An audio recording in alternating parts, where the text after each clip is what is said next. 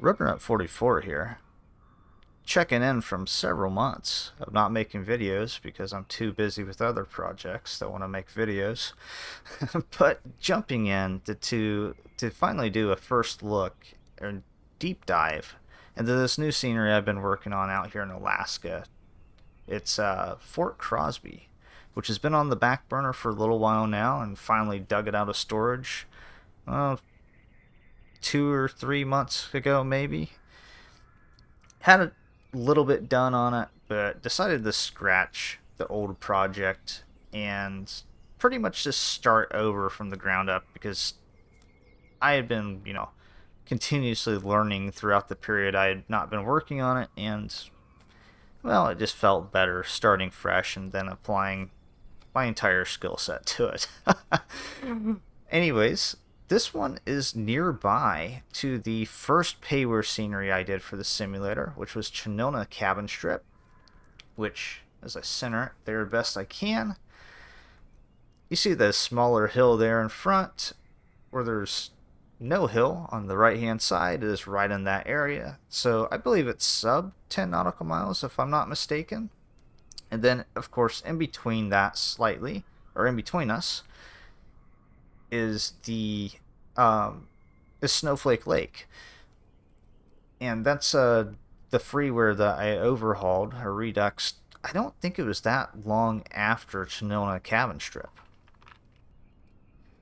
But anyways, returning our focus to the main coverage area of the day, as we slowly get the camera pulled out. Maybe I should have sped the camera up a little bit before I started doing that. We got a coverage area of 2.5 nautical miles, 4.7 kilometers. Of course, that's square. Coverage area starts right here at the 2 gravel pits, and then it ends on the back side. They're just past the lake on the right hand side. It is 30 centimeter per pixel photoreal, and then for the land or the mesh, we are doing a digital elevation model plus hand terraforming at 2 meters per pixel. And the gravel pits, fun fact, during beta, some of the beta testers have been taking the Juice Goose out here and having a good time ramping it off some of those gravel piles down there. So, if you pick up the scenery, just an idea for you.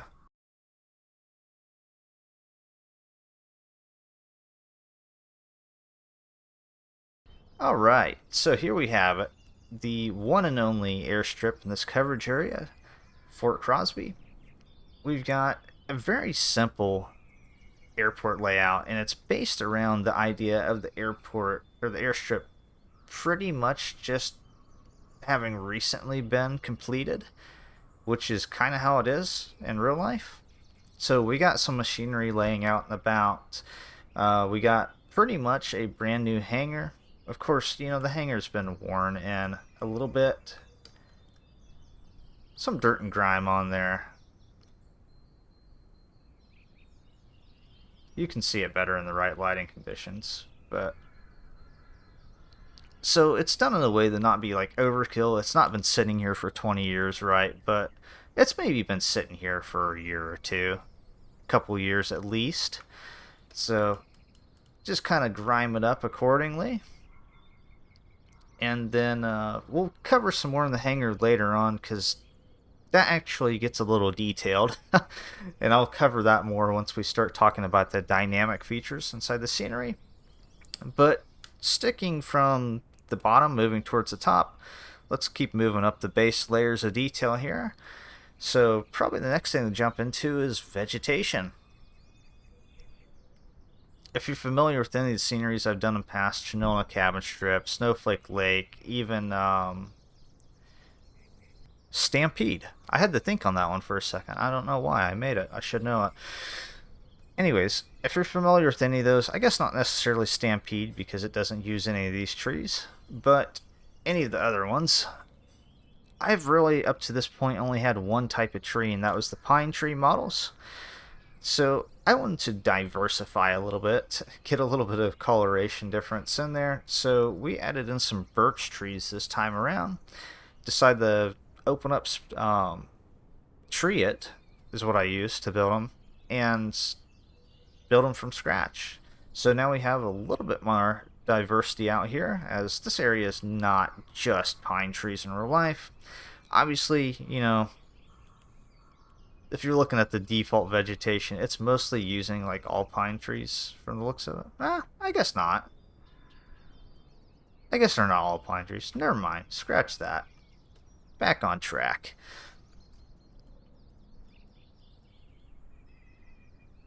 So everything's still fairly detailed, but low poly. There's a lot of trees here, so obviously I need to make things as performant as possible, and that's a big thing in what I've done to optimize this airport, or just one of the many little things I've done to optimize this airport. Maybe we'll touch on that in a little bit, because that's a really deep rabbit hole, quite honestly. Let's keep on track with the vegetation. So we've covered the trees, starting with the bushes. Then at the bottom, I'm still utilizing the old lower poly models that I had at Chinona Cabin Strip.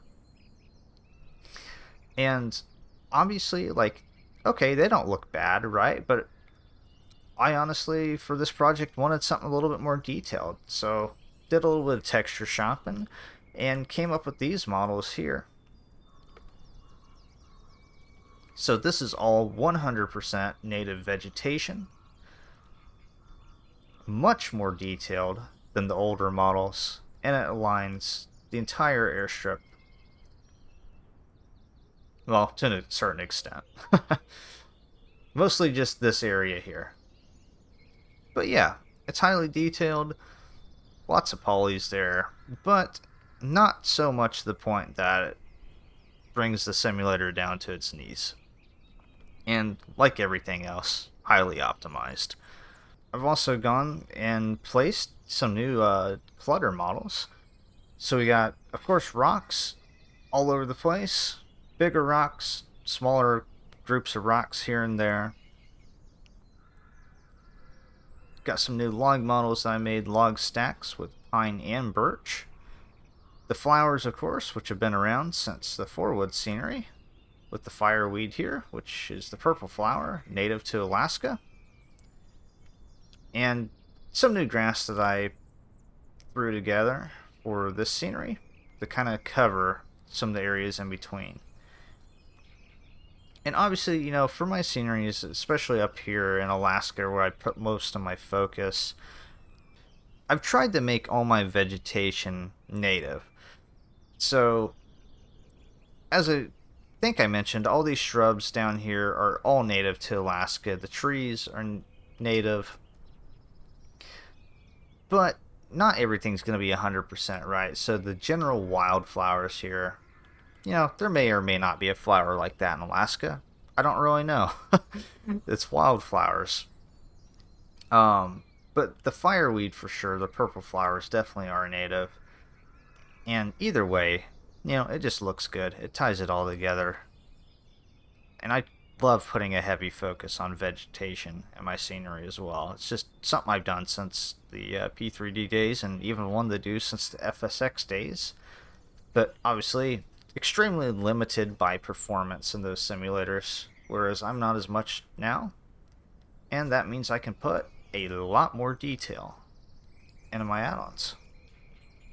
Even though I still hit limitations. Not gonna lie.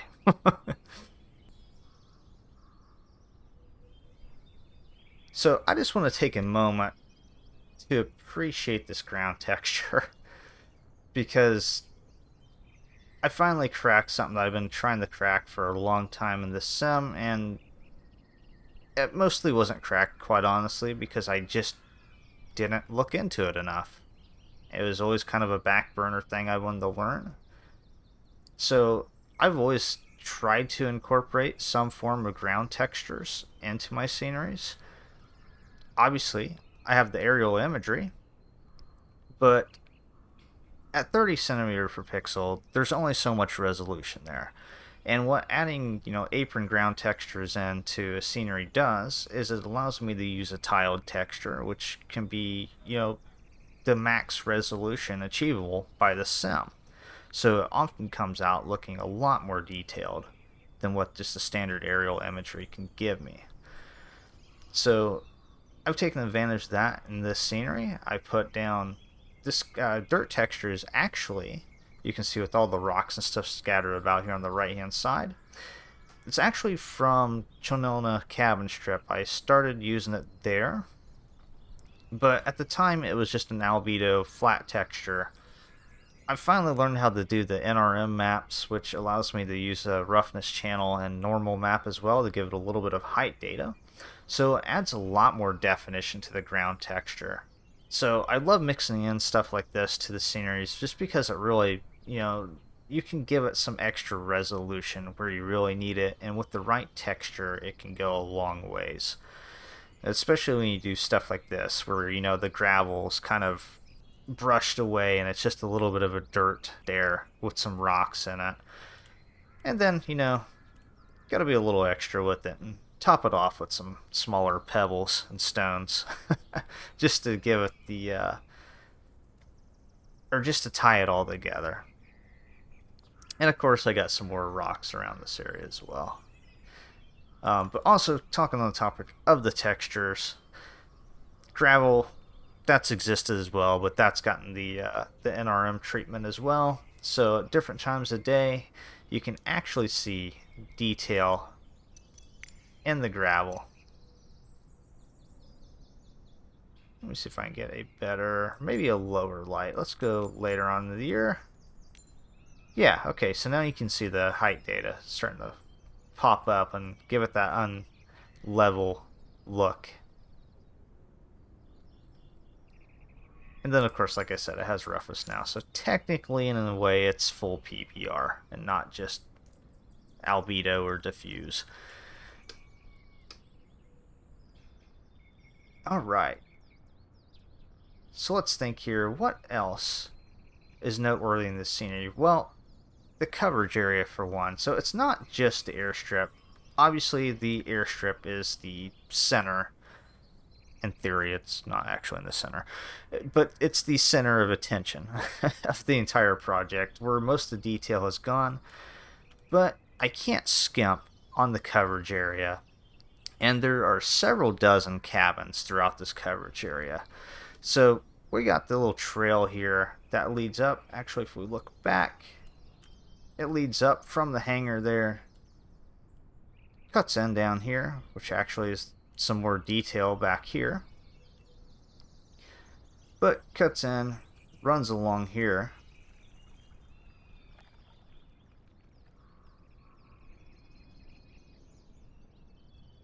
up to the first cabin, which is just off the trail there. So these are all custom as well, and also obviously they're pretty basic. They're out here in the general scenery, so no need to make stuff super detailed, but obviously I tried to do the texturing all nice and high quality on them. Some of them have emissives in the windows, so the windows will light up at night. Some of them do not. They are vacant. A little bit of rock pile up here, a front end loader. But then as we continue on up the trail here,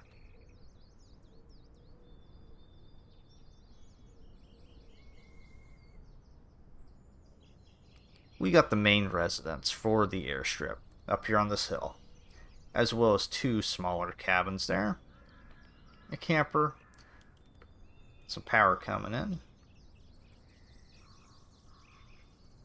and then kind of this slightly cleared area here. A little extra detail in here with just some fallen trees and dead trees sticking up throughout.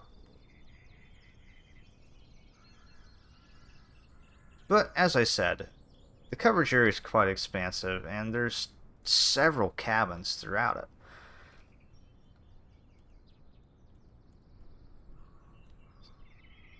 So there's one homestead there. There's another one here. with, I think this is actually, no, this is a different model. It's similar, but it's a different model cabin than the first one. Then got a little overhang here with the tractor and a snowmobile under it. Basic little house. Wooden walls, a little dirty. And also, at nighttime, it illuminates with emissive lights and external lights as well. So it gives you a little nighttime illumination throughout the scenery.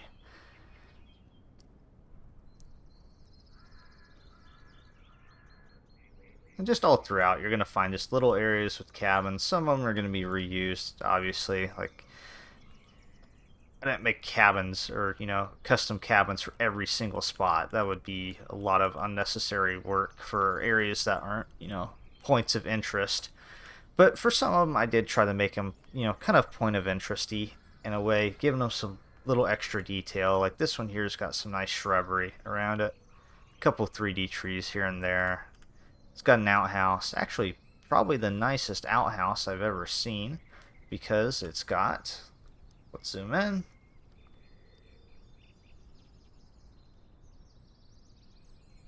It's got power. And it's got a light. So this one does illuminate at night, and I'll show you the night lighting here as well because all of these buildings here actually have night lighting. So it's obviously nice and dirtied up. It's been here for a while. Nice chipped paint. And also painted in a...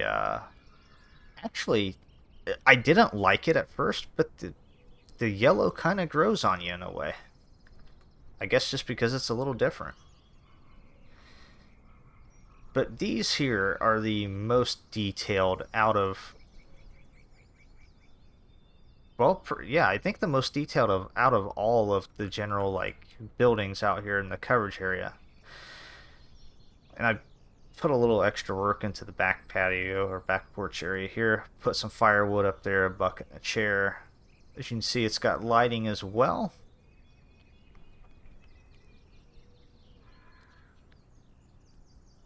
Nice chipped up yellow paint. And a very worn in deck with lots of staining. Though not as dirty or as worn in as this one over here, which is considerably more aged, as you can see by the gray tones of the wood.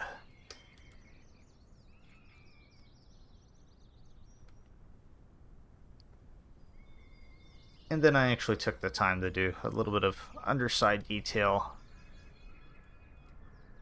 for the underside of the roof as well. So this is, besides the hangar, this building right here is the most detailed building in the scenery. And the reason these are so detailed is actually, out of all of the homesteads out here, all the properties, this is the only one that I could ever find photos of, and as a real estate listing. So that's why it's as detailed as it is, because I actually know what these buildings look like in real life, and there you have it. That's what they look like in real life. Including the outhouse. That's, yeah, the light's real. And as I promised, I said I'd show the night lighting here. Let's bring the time back a little bit. Went a little too far out. Damn, that tilting camera. Well, it was old a long time ago. Let's put it that way. So it's got nice big windows, some blinds in the windows with emissive textures. Nice lighting with a nice glow around it as well. If you have light bloom turned on, you'll see that. And then just a standard floodlight on this one over here. And the windows are all blacked out. It's just like a shed or a garage. So no one's living in that one. even though it does have a wood stove, or maybe it's a pellet stove. It has some sort of heating stove inside. And then, quite honestly, this is probably my favorite part of the scenery. The outhouse with a light on it. Don't know why. I just like it.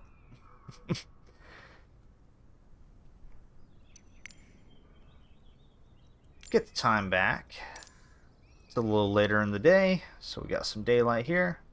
And we can pop on over to the lake. Fun fact, as we get more into talking about the dynamic stuff and the scenery, I'll go into this a little bit, but there's also two sets of bears, or just two bears out here that roam around. One over at the airstrip, and then one that roams around by the lake here as well. So sometimes you'll be able to catch him passing through. And actually, there he is right there. It's a black bear. He will actually pass right through the center of this homestead. So this is a good place to see him, and also another area that I put some more detail into. Now, this is probably the most un-backcountry model in the scenery. It's a house with somewhat nice side paneling on it. And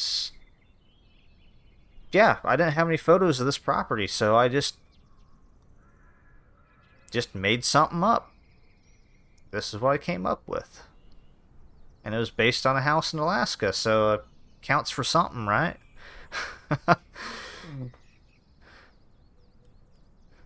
um Anyways, a little extra detail, some 3D trees. Got the firewood shelter over here. And a nice plowed clay field. Obviously, it looks like they were going to be planting something there. Not sure what they're going to plant, but all the best to them. Moving on. Over here along the side of the lake, you'll also come across many other cabins. This one here it's simple, but it's one of my favorites, and just because of how it's detailed. The paint is just old and worn. It's got that nice chipped effect. It's nice and dirty, right? It's got a nice little seam there where the the edge of the roof, the metal meets the wood. This one just came together really good. It looks really nice and worn. And even though it's basic, I love it. I do not remember if this one has emissives in the windows or not. Oh yeah. Dirty roof. And dirty chimney. Nicely detailed as well. Can even look down the pipe if you want to. Just don't do that when it's burning, It's not good for you.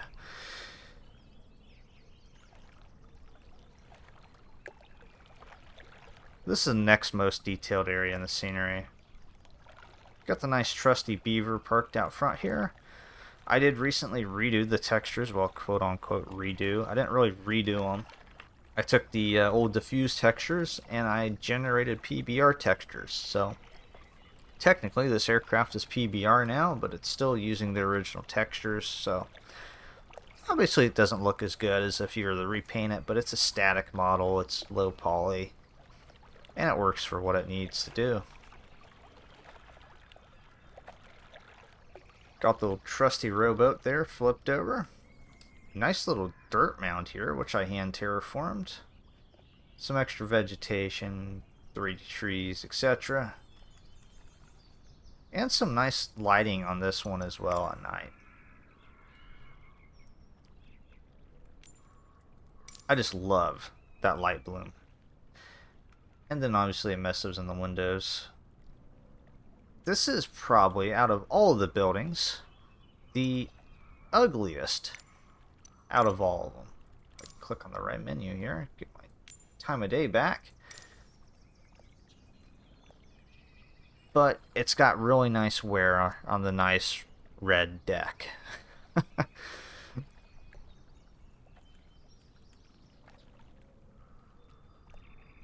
As you can tell, I went a little chipped paint crazy when I was painting these in Substance. Oh, and then yeah, the bathroom vent on the roof. It's a nice touch. Didn't know I needed that in my life. But yeah, there you have it. The ugliest building in the coverage area, but somehow still nice in its own little way. And simple.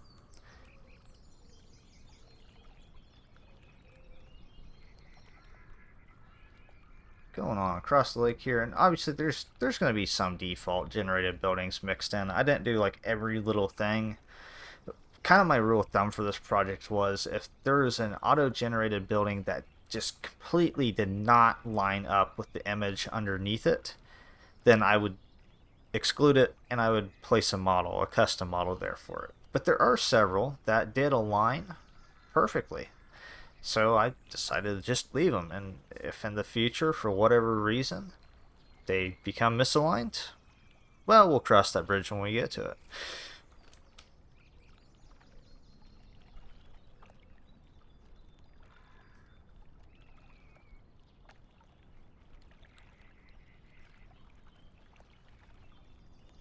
So this is another one of my favorite models throughout the scenery. Just a nice, simple wooden panel house.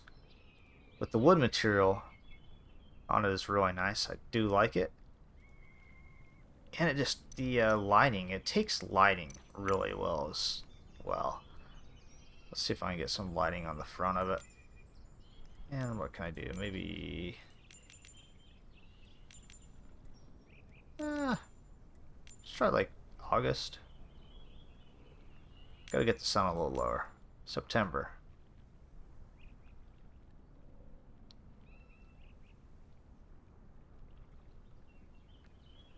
There we go. That little sliver. It just reflects light really well, especially in warmer light conditions. And even during like cooler light, it still looks really good. But definitely one of my favorite. I have a lot of favorites in this scenery. Not gonna lie. And then of course right next door we got the A-frame. Do have a nice little campfire here. This does play VFX once the temperature drops below 50 degrees, and as you can hear as well, nice little wise sounds to accompany it. And obviously it illuminates at night, so get that out of there. Nice little illumination, but no lights in the A-frame cabin.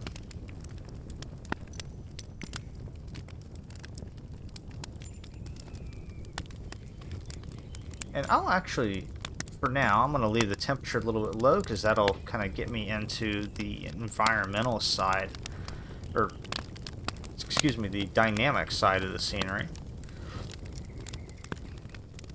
Taking a nice little look at the A-frame there. Just real nice, simple design. Has a blue paint for the trim. Kind of different, but kind of nice. Kind of blends together really nice. Nice contrast of colors, at least I think. And obviously the lake, where you can land a float plane if you so choose to do so. Which I have not yet done, and I probably should do. Anyways, that is the majority of the coverage area. Like I said, just scattered about here. You can see there's another A-frame cabin down there. There's a couple other buildings here and there that I put in, which are just kind of reused for the more generic models down there. But you can also see, and actually this is, technically this is one of the other houses that I brought over. So it's a little bit more unique model, but it worked really good size-wise here. So I'm not complaining.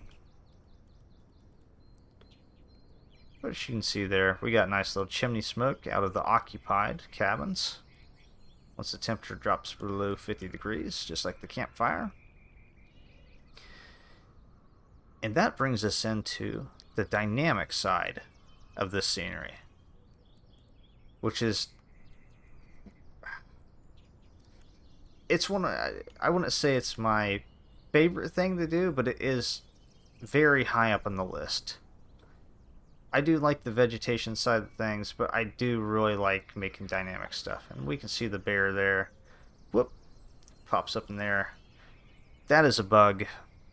I can't do anything about it. That's Microsoft Flight Simulator being Microsoft Flight Simulator.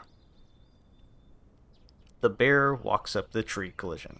But technically, if you think about it, bears do climb trees, so it's not really wrong either. It's just when he, falls from 2 stories flat on his face, sinks into the ground, and then pops out of the ground. We're getting too far into that. Let's move on. Anyways, bear, perfect timing. That's another dynamic object within the scenery. So obviously it's the Azobo model that I brought over, but I've also enhanced the model a little bit. And the bear will hibernate, or all the bears in the scenery will hibernate once the temperature gets cold enough. I believe it's 32 degrees I set it at, so technically it kind of, makes them hibernate for the winter because they won't show up. Okay, I get it. It's not rocket science, but it's still a nice touch.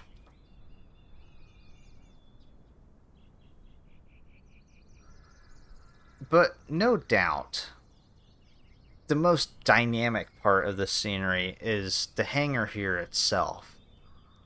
So the lighting, the hangar door, there's a clock inside. It's got snow on the roof.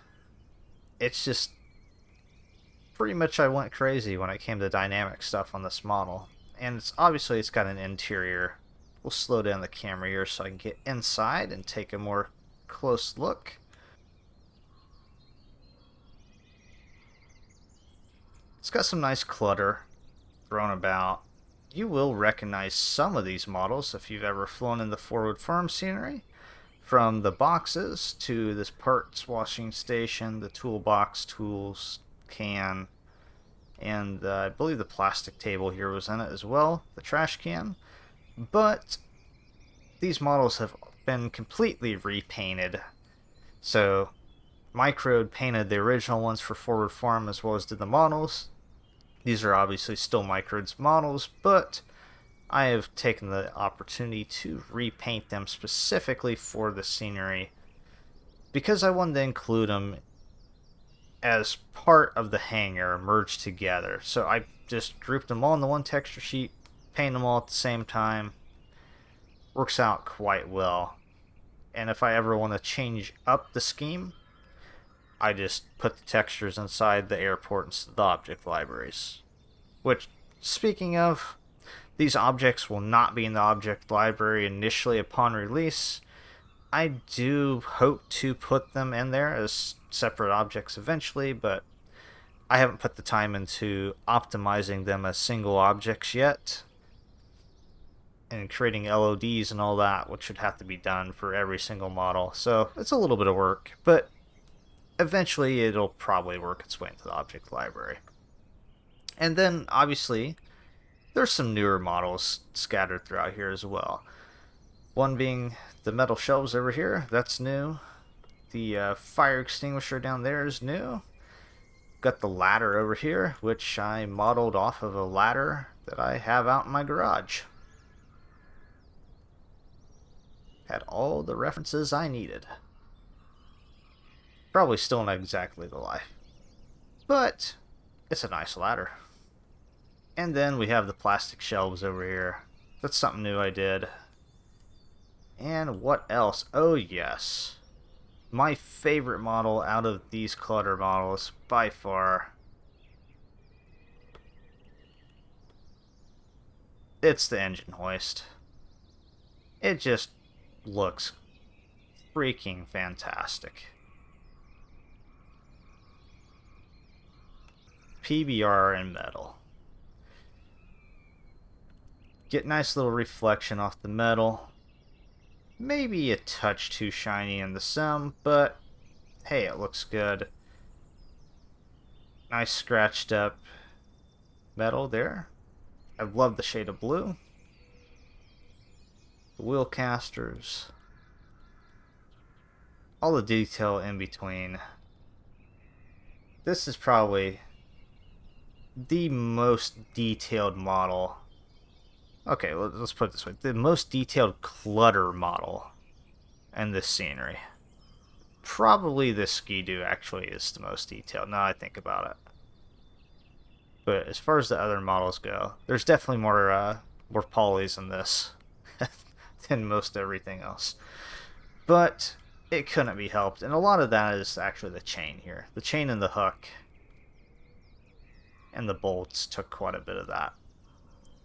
Even with everything being pretty darn low poly. But, you know, you add a bevel here and there, and it all adds up. But yeah, definitely my most favorite model out of all the clutter models. And then, of course, we got the nice trusty fuel drums over here for refueling your aircraft and the sim. Refuel point spawn thingy not included, by the way. You just gotta pretend that you're pumping the fuel into the wings yourself. But hey, it's not too far-fetched. That's probably what you would be doing. And then we got our nice storage shelves here, which this is technically a new model, I guess you could call it. This is actually a model that I made for Limberlost Ranch, which was the other airport I started working on in California about the same time I originally started working on this airport. And got a decent bit done on that one. Made this shelf, but obviously that scenery's not out yet, so it is debuting for the first time here at Fort Crosby. Nothing to really, you know, be amazed about. It's just planks of wood. It's very basic, but it looks good, and it's nice and primed up, along with the boxes as well.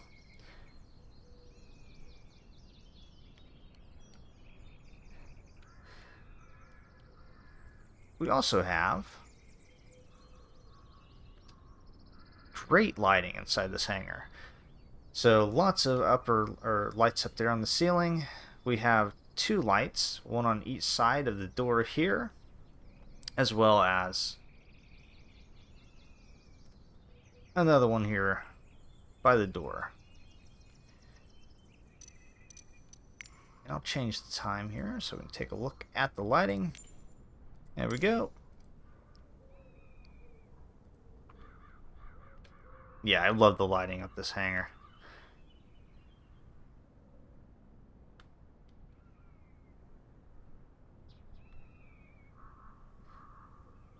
With this being a metallic interior as well, with the metal panels, everything the lighting just reflects really good.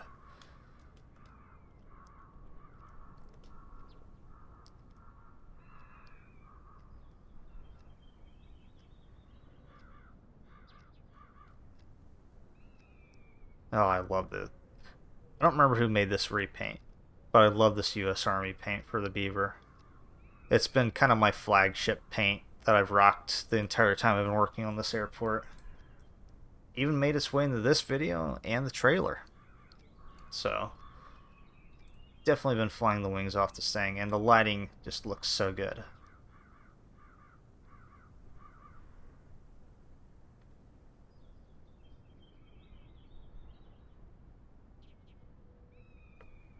Love it.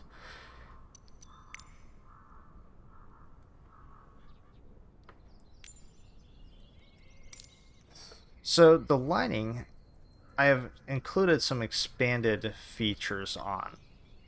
So as you saw, it's dusk to dawn, just like it is normally in the sim. But I've expanded on that, and this lighting will also work whenever it is snowing or raining, because not every time when it's raining is it dark out, right? But especially in Alaska during the winter, usually when it's snowing, it's pretty dark out. And the sim may not be counting it as dusk yet, so the lighting's just off and it's dark, right? Well, let's see. Let's do rain,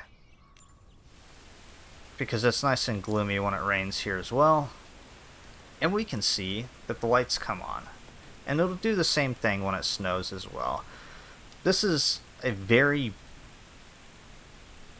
I want to say basic. It is pretty basic. It's a very basic feature. But something I think makes a huge difference in just how the scenery is presented under different conditions. And along with the lighting, and since we have it turned over to rain right now, we can see throughout the scenery here, there are some nice little water puddles I've added in. These are brand new models I created with some nice little feathering around the edges, so they blend in a little bit better than the older water puddles did. And then of course you can see them all down the runway there, so they're just all over the place.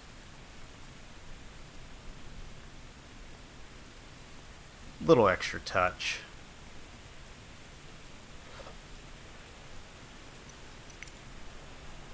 And we're going to go ahead and go back to a few clouds. That's enough rain for the day.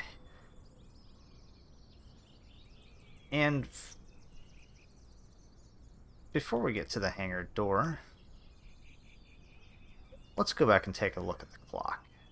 This was just a for fun thing I did one day, just because I wanted to do it. So it's an actual working clock. It does tell the in-sim time. And then, as you can hear, it ticks. I actually took the time to put wise sounds on it. But you know what? I'm not disappointed. It just adds to it. Totally worth the hour. I hate wise, but I love what it can do. And that leads us to the hangar door. So this is the first folding door I've done in the sim. And it worked out way better than I thought it was going to. I don't know why I expected it to be harder than it actually was. But it's got a nice slow fold on it. I actually matched it up to timing from a YouTube video. Not the exact door, but a similar sized door. And then of course the same folding style. So it takes a little while to close down or to open up, but it's not incredibly long, and we can actually demonstrate that here as we slew the beaver on out. Pop it down, and I'm not far enough out of the box. A little bit farther. There we go. And you can see the hangar starts to close now. Like I said, it's pretty slow, but it's not like incredibly slow. I don't think it's too slow, and none of the beta testers have complained about it yet. So, and the main reason also why I did it this slow and I matched it to real world value is because I was trying my hardest to put sounds in for this door. I had a method which we discovered on accident. I say we because it was Jonks from Got Friends and I discovered while we were talking about a completely different subject. And unfortunately, I couldn't replicate it. I couldn't get it to work again. So I don't know if it was just a fluke, something we thought that was working, but it actually really wasn't working. We were just doing it a different way. I don't know. Couldn't make it work, so yeah, no sounds, unfortunately. Sad face. But yeah, kept the functionality in at least. And maybe one day I'll be able to crack that, and maybe I'll be able to add in sounds for it finally. But unfortunately, Wise is pretty locked down for what you can do sound-wise and scenery. Like, the clock's easy. That just plays on a loop. It plays all the time, no matter what. No conditional check on that. So it's easy to implement. And then some of the stuff based around like temperature or other environmental variables I can use as well. And obviously, we turn the beaver around here and we go back up to the door, it's going to start opening up again. And we're behind the hangar there. There we go. Door starts opening back up. So this is like the door at Forward Farm in a way, where it's using the same scripting. And actually, if I turn on developer mode here, when we go out, I can say, I think it's a debug world objects. Oh wow, let's put that big massive bounding spear up my screen. But if you can look through the bounding spear there, you can see the box that it drew out, and that is the trigger for this door. Let's get that monstrosity off of my screen. So it's a more complex solution to implement than, you know, the standard like doors that some guys have put in their sceneries, or some developers have put in their sceneries, where you can toggle it with like a button or a yoke or something like that. A little bit more complex as it's using world scripts, and they're just a royal pain in the you know what. But in its own way, it's very foolproof for the end user, because you just pull up to it and it opens. You don't have to remember a key binding or anything like that. So obviously, once you pull in that trigger area, it's going to open up. If you spawn inside the hangar, because there is a parking spawn here, so you can spawn inside the hangar, it's going to open up as well.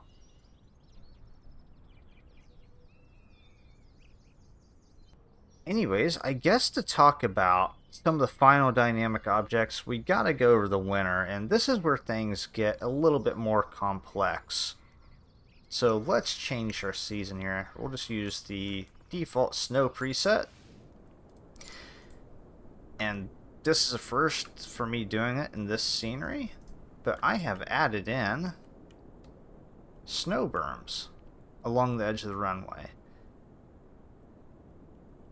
So I've made this runway more maintained, and mostly the reason I did that is because of, you know, how I have this gravel texture set up. It doesn't accumulate snow that well, and there's not a lot I can do about it. So yeah, we're just saying that this airstrip's maintained, and it's actually kind of true to life, because from what I learned as I was making this scenery, to the best of my knowledge, the guy that I believe owns this airstrip, I could be wrong in that. I'm pretty sure it's the guy that owns this property, though. He runs a business with snowcats up in Alaska and basically maintains all the trails in the area. Maintains them, meaning, you know, clearing off snow during the winter. So it's not too far-fetched that this would actually be fairly maintained during the winter, even though, you know, you're probably flying off of skis if you're doing any winter flying, so also at the same time, maybe not. But, you know, it was a fun idea to put into the scenery, and that's more why I did it. And also, it hides this stupid transition. But, getting into the more complex side of things, yeah, so obviously, if you're familiar with the weather tab, you see that there's a snow depth slider here where you can change the depth of the snow. Well, turns out there's a nice handy dandy value that I should be able to read to tie all these snow berms into that snow depth slider. But for whatever reason, Azobo decided that we cannot read that value. Even though we technically can read the value, it just doesn't read the value. So it's useless in a scenery. Even though it would be really cool to tie these into the snow depth, and it would work for pretty much, I think, all snow use cases, or presets, or whatever. Yeah, it's just not possible to do. So really the only good way to do these snow berms is by temperature. And that's how I did my original like icicles on the roof at Sonoma cabin strip is they were tied in temperature. Once it hit 32 degrees Fahrenheit, 0 Celsius or below, they would appear. But the other day during beta testing, something I never thought about, I don't know why, it actually hit 23 degrees here in this part of Alaska with real world weather on. That's Fahrenheit, by the way. And there was no snow on the ground yet, so it just had snow berms with green grass, and it looked a little weird. So I had to come up with a little bit more complex code to make these work.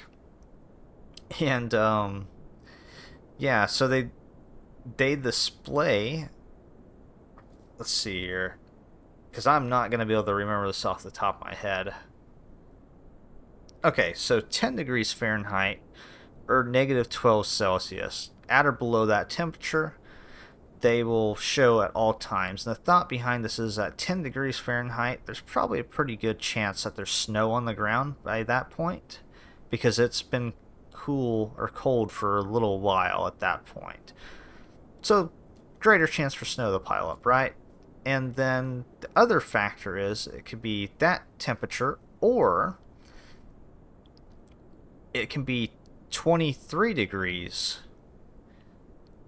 and it has to be actively snowing.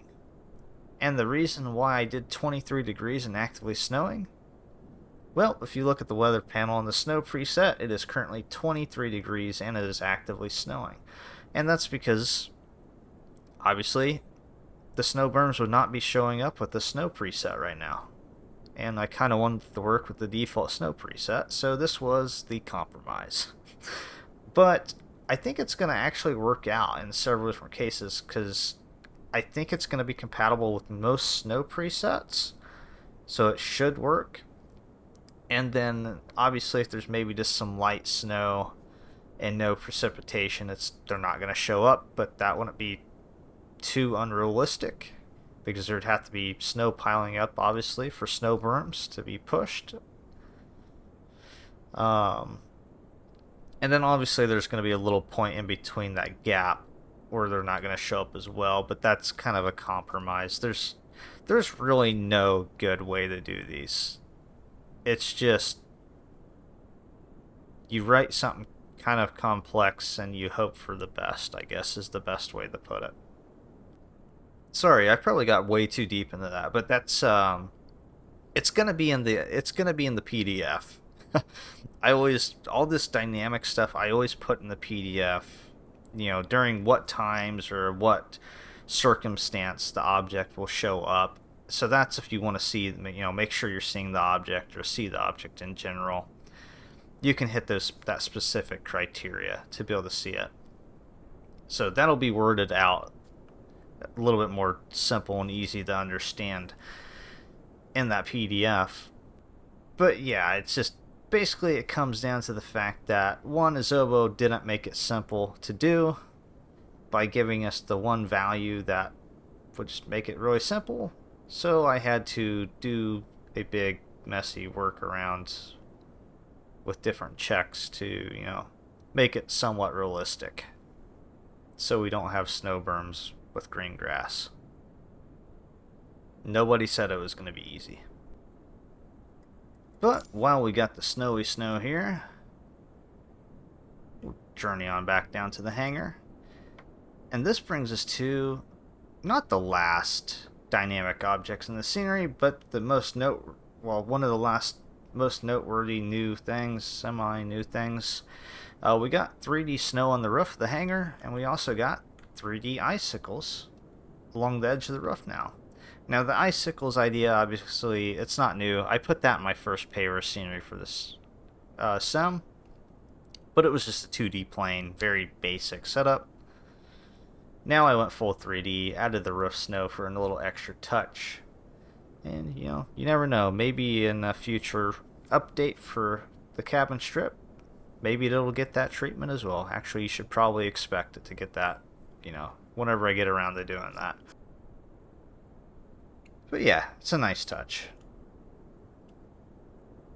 And then, of course, nice crystallization on the snow. Get a little bit of lighting reflected off of it.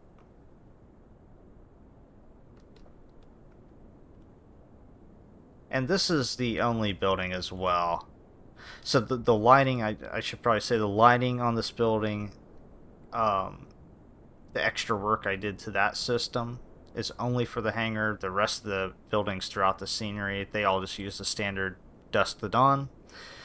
And then the roof snow and icicles as well is only on the hangar. So just the main focus here. I didn't end up adding it to any of the other buildings throughout the scenery, but obviously everything by default in the sim will have snow, a basic layer of snow piling up on top of it, as you can see like on the heavy equipment here. So if I wanted to do that in FSX and P3D, I would be making snow textures. Luckily, this sim is nice enough to collect on the top of the normal, so it works out. And it's less work for me, which I'm not complaining about, because it allows me to put time into other stuff. Oh, yeah. I couldn't have forgotten about the big mound of gravel here either. One of the first things I terraformed in this scenery, as well as... And we'll go ahead and get out of the winter season here as we venture over this way. But yeah, all these like nice sharp cuts down the side here as well. That was all terraformed by hand. The runway obviously was 100% terraformed by hand. Actually, in fact, most of this area was terraformed by hand. So a lot of work has gone into the scenery as far as terraforming goes. And it adds a nice touch. But as we move our way down here, we can take a look at the last two dynamic objects in the scenery. And this is nothing new. This is butterflies and the Morel mushrooms. If you've owned the Chinona cabin strip or have seen, any of the videos I did on that, I think I showed it off, both of those off, and that definitely at least in the trailer.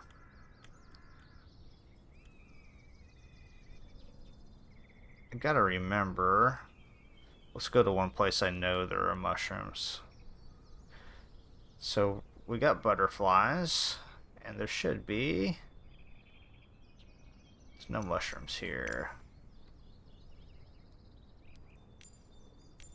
There we go. Now we got mushrooms. So the mushrooms show up from May to July.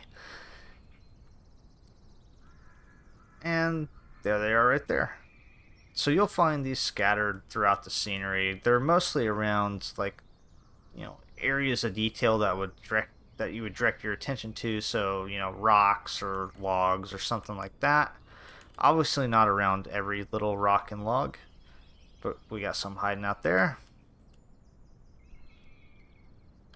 And Morel mushrooms are a seasonal thing up here. Typically you get them after like a forest fire or something like that. But it's definitely more of a summer thing, or it is a summer thing, and the season for them's fairly short.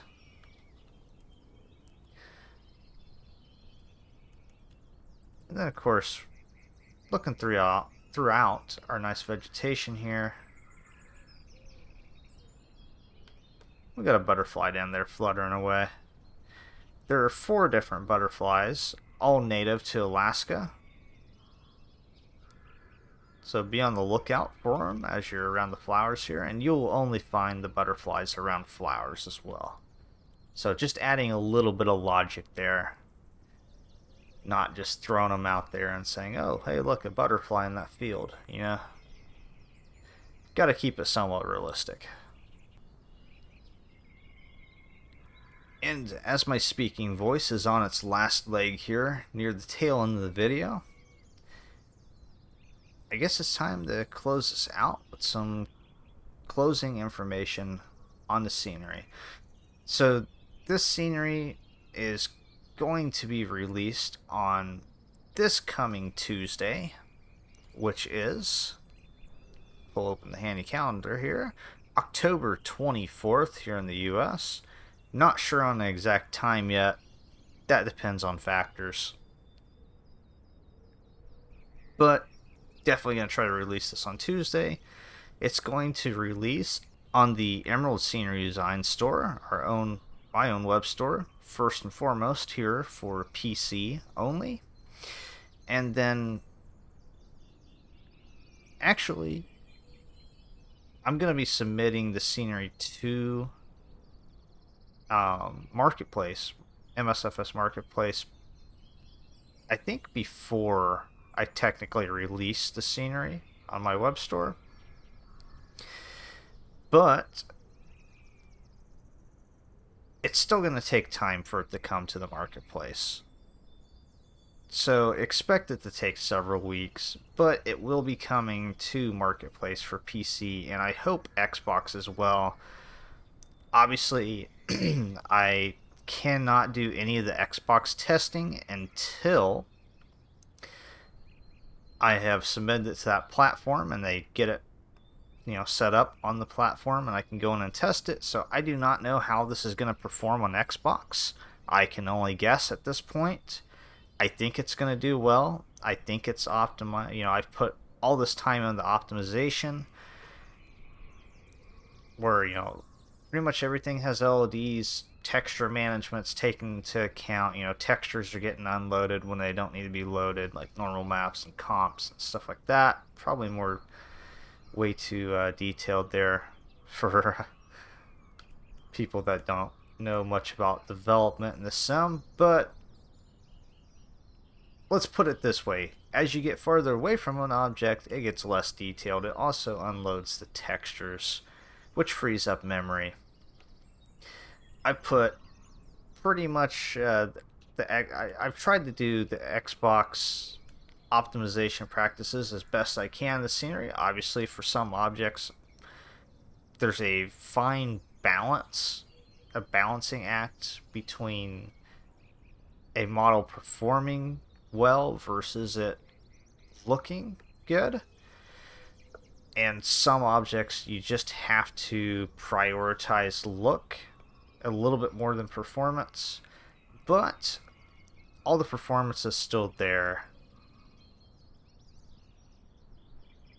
It's still going to perform better than, most models out there. And I say that because a lot of developers do not optimize their sceneries. And I don't know. I haven't dug through a lot of other developers' files. I can't say that I'm the only one that does optimization, because I know that would not be true. But I like to feel like I'm probably one of the few developers that actually really takes performance optimization to account. I put a lot of time into the performance of my object library, Emerald Object Library. Obviously, like I said, it's all a balance, and I favor quality as well. I love doing high quality stuff. I want to continue doing quality stuff, and obviously the more you optimize, the lower quality stuff has to get. So it's all about maintaining a nice balance. And while I'm thinking about it, and because I know this question is going to come up, yes, I should have covered this in the beginning when I was talking about the mesh, but Orbix Alaska mesh does work with the scenery. My mesh will override it. It's higher quality anyways, less buggy. But yes, it will blend flawlessly with the Orbix Alaska mesh, so no compatibility issues there. And as far as I'm aware, no compatibility issues at all with anything.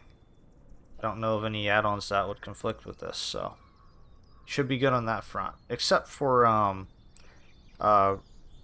Rex AccuSeason. There is a setting that will turn the default trees in this area to short shrubs. It's been encountered twice so far in the beta by some users that were using AccuSeason. They were not able to figure out the exact setting that was at fault, but they ended up removing the packages, I think, from their add-ons folder, and then reinstalling Rex, or at least reinstalling the textures, and it ended up turning the trees back to normal size. So I guess one little compatibility thing to kind of look out for in the scenery if you're using Rex AccuSeason. But other than that, if you keep the trees to just their normal size, even with the seasonal trees, it looks pretty good. It blends pretty well. Obviously, these trees aren't seasonal. They're just green and then snowy during the winter. So it doesn't blend perfectly with seasonal textures, fall colors with Rex, but